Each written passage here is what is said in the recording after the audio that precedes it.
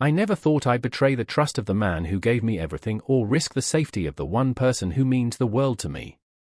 But there I was, on an ordinary Saturday, sitting in our family car at the mall parking lot, doing the unthinkable. I can still feel the moment when it all began. Michael had gone inside to shop for Ethan's birthday gift. Our son, just 4 years old, was asleep in his car seat, his soft snores filling the silence.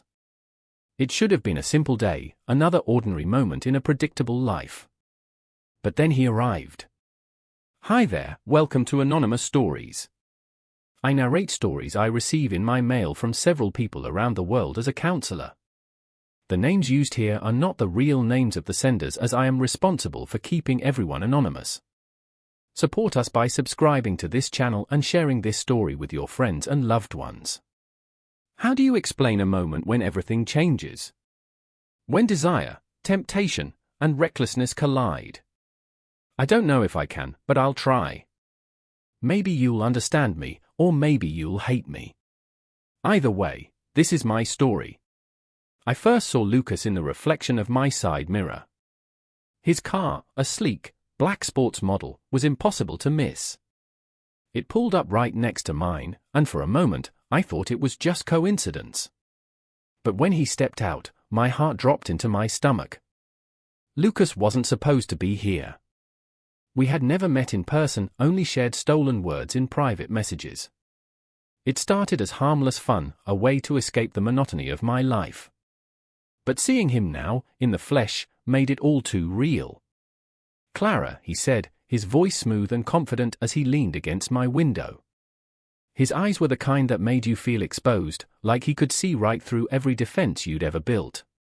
"What are you doing here?" I whispered, glancing nervously at Ethan in the back seat. "I came to see you," he said, smiling in a way that made my pulse race.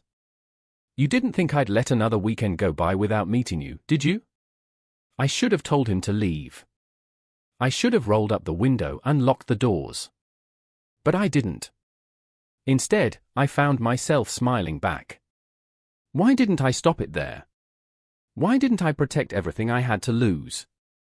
The moment felt surreal as Lucas opened the passenger door of his car. The invitation was unspoken, but undeniable. His confidence, the casual way he leaned against the doorframe, made my stomach twist in equal parts fear and excitement. "Just a minute," he repeated, his voice smooth, almost teasing. I hesitated, my hand hovering over the door handle of my own car. My heart was pounding so loudly I was sure it would wake Ethan. The parking lot seemed eerily quiet despite the steady flow of people coming and going from the mall. No one looked our way. No one noticed. "Clara." His voice dropped to a whisper. "No one will know." It was like a dare, one that tugged at the part of me I barely recognized anymore. I glanced at Ethan in the rearview mirror. He was still sound asleep, his tiny body curled into the car seat, oblivious to the storm raging within me. With one last shaky breath, I stepped out of the car and followed Lucas. The cool air hit my skin, but it did nothing to quell the heat rising in my chest. Sliding into the passenger seat of his car felt like crossing an invisible line, one I could never uncross. The interior of his car was immaculate, sleek, and far too intimate. The faint scent of leather and his cologne filled the small space, wrapping around me like a spell. My hands trembled as I adjusted my skirt, trying to regain some sense of control. "This is crazy," I muttered, avoiding his gaze. "Maybe," he replied, his tone light, almost amused. "But doesn't it feel good to be a little crazy sometimes?" I couldn't answer. My throat felt dry, and my mind raced with 1,000 thoughts, each more condemning than the last. What if someone saw us? What if Ethan woke up? What if Michael came back early? Lucas leaned in, his arm brushing against mine. The touch sent a jolt through me, and I pulled back instinctively. "Relax," he said, his voice soft but firm. "You're safe with me." Safe. The word felt like a cruel joke, considering what I was doing, but the way he said it made me want to believe him. His hand found mine, his fingers brushing over my wedding ring. He didn't say anything about it, he didn't have to. The weight of it felt heavier than ever, a glaring reminder of what I was risking. "This isn't who I am," I whispered, more to myself than to him. "Maybe it is," he said, his lips curling into a smile that made my heart race and my stomach churn all at once. "You just haven't let yourself admit it yet." Before I could respond, his lips were on mine. The kiss was urgent, electric, and so wrong it felt like the world should have stopped spinning. But it didn't. Time kept moving, indifferent to my betrayal. For a moment, I let myself get lost in it, the rush of adrenaline drowning out the voice in my head screaming for me to stop. His hands found their way to my waist, pulling me closer, and I felt the world around us blur into nothingness. But the reality was impossible to ignore. I broke away, my chest heaving as I stared at him, the taste of regret already forming in my mouth. "I can't," I said, my voice barely audible. "You already did," he replied, his gaze steady, almost challenging. I wanted to argue, to push him away and run back to my car, back to Ethan, back to the life I'd just jeopardized. But I stayed frozen, torn between the woman I used to be and the one sitting here now, caught in a moment I could never take back. The sound of a car door slamming nearby snapped me out of it. I flinched, my heart racing as I glanced out the window. It was just another shopper unloading their bags, but the fear was enough to jolt me back to reality. "I have to go," I said, my voice shaking. Lucas didn't try to stop me.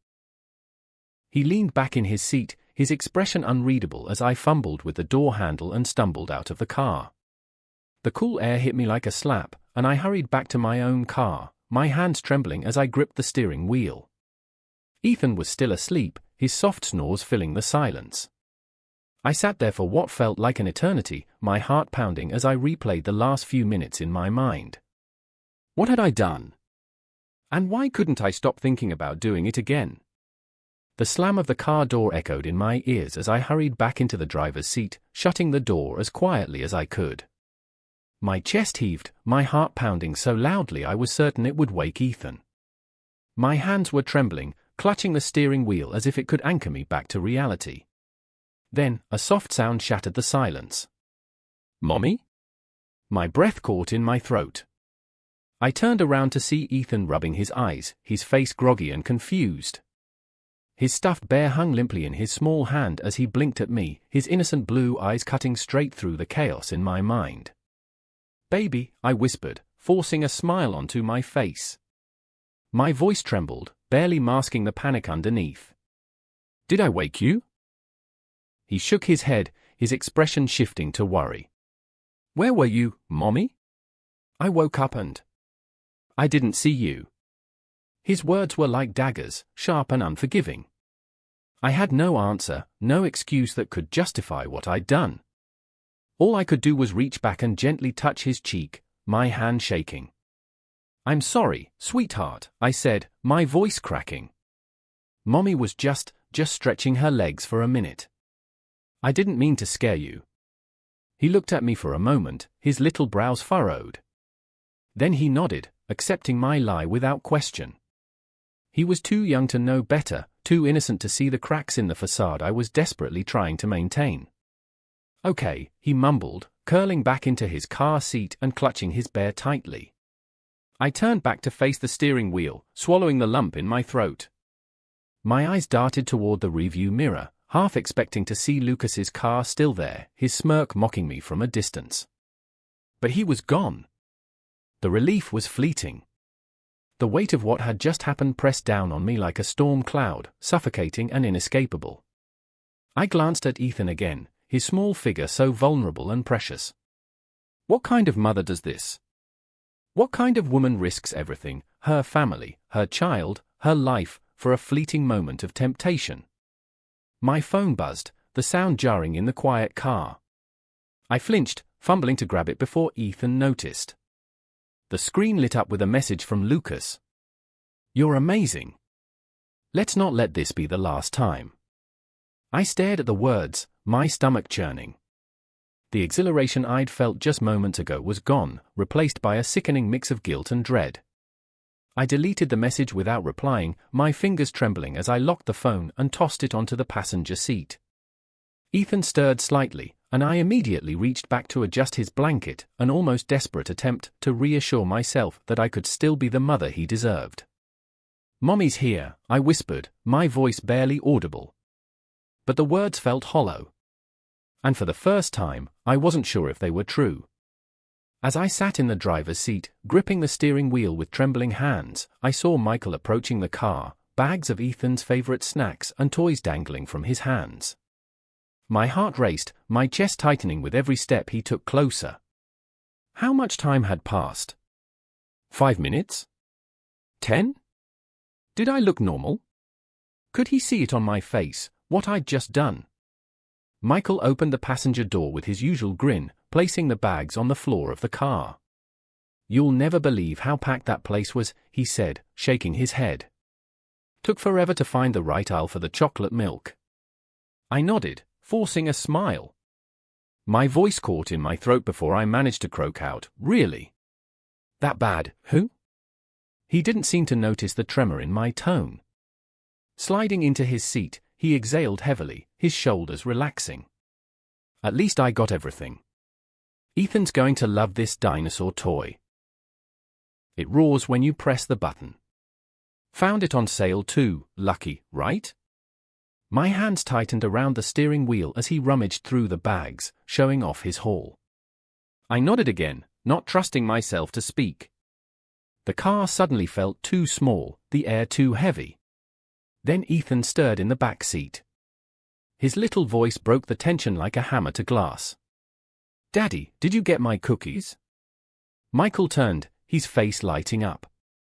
"Of course I did, buddy. And guess what else?"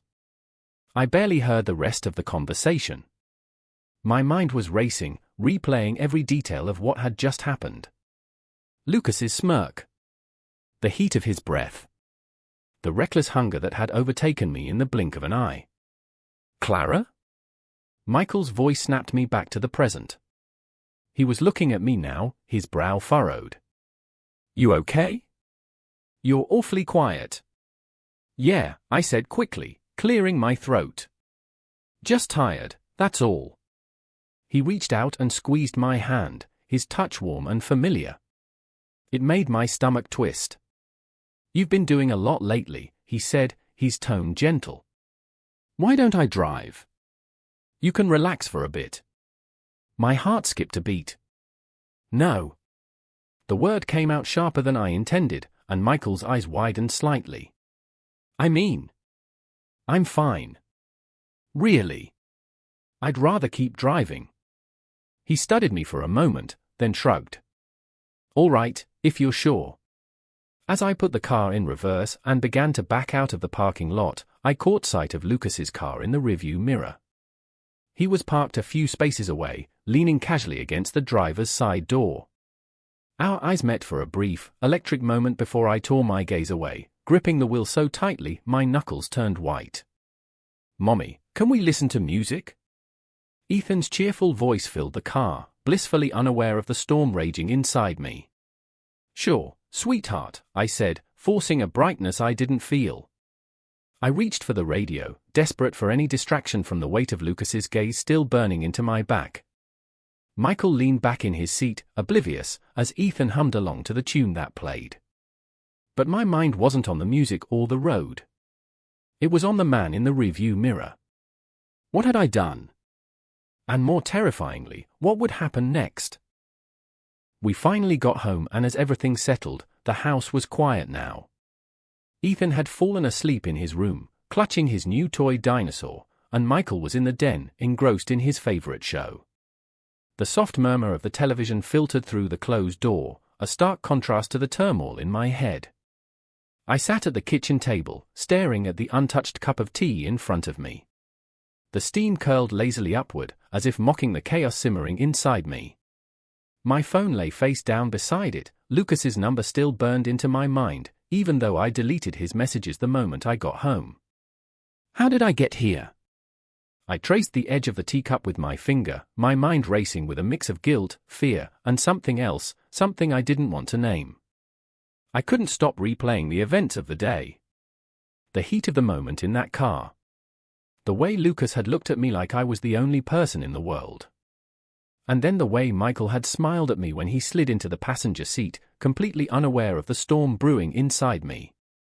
Michael didn't deserve this. He was a good man. A great father. He worked so hard to make our life together stable, even happy.